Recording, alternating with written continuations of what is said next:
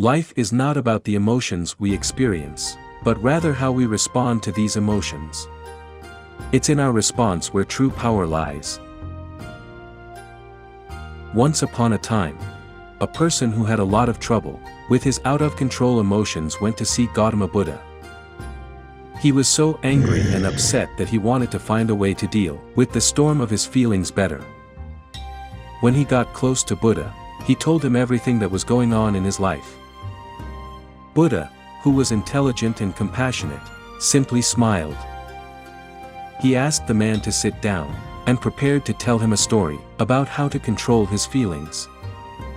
Let me tell you a story. The Tale of the Two Kings. Remember, it's not the situation that makes us upset, but our reaction to the situation. A long time ago, there was a king who was in charge of a wealthy country. He was a king who was known for his might, but he often got angry over small things.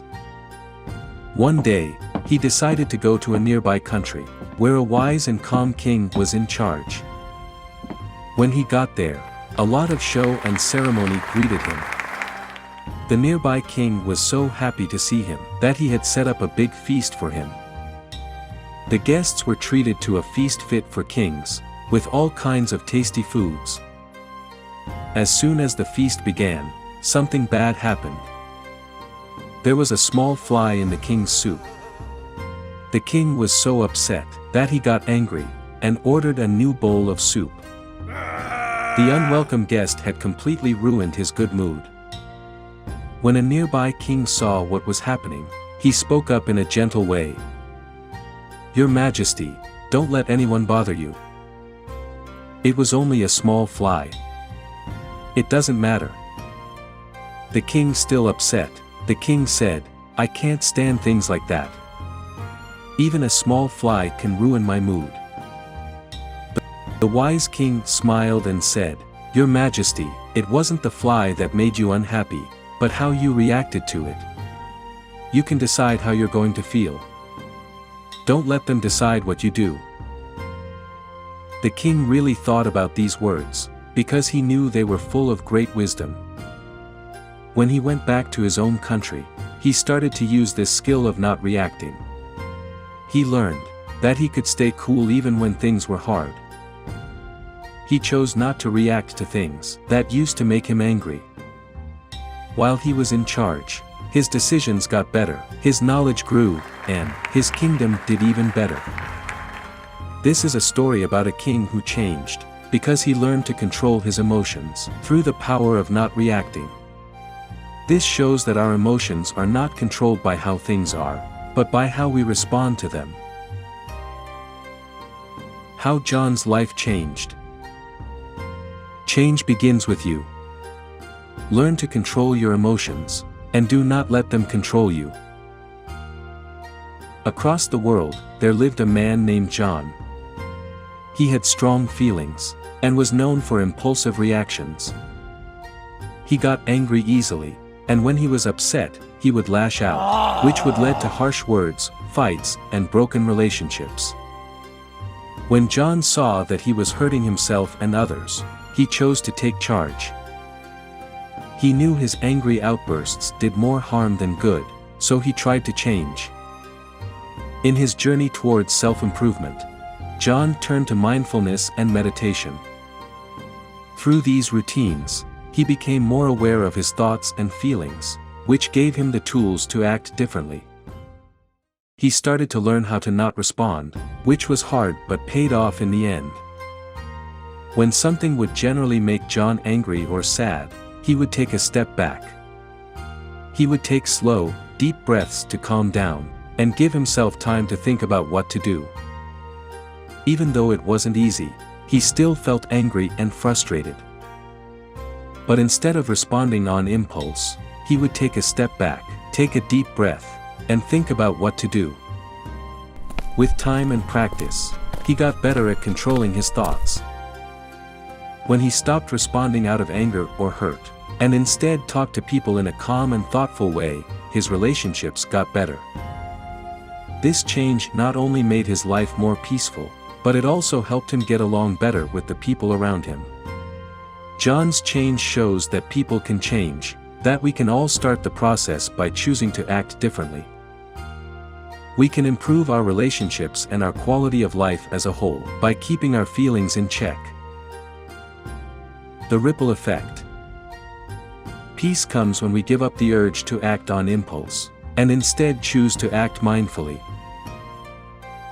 A close friend of John's came to him one day to ask for help. His friend was having a hard time, and was sad about it. John listened to his friend, and tried to make him feel better by giving him words of comfort and support. His friend was surprised by how calm John was, and how well he thought things through, so he asked, "John, how do you always stay so calm and collected? You never seem to get angry or upset." John smiled and said, "I'm not saying I don't feel angry or upset. I've just learned to take control of my feelings, instead of having them run my life. It's a powerful tool that has helped my relationships, and my overall well-being." His friend was curious about how he was able to control himself.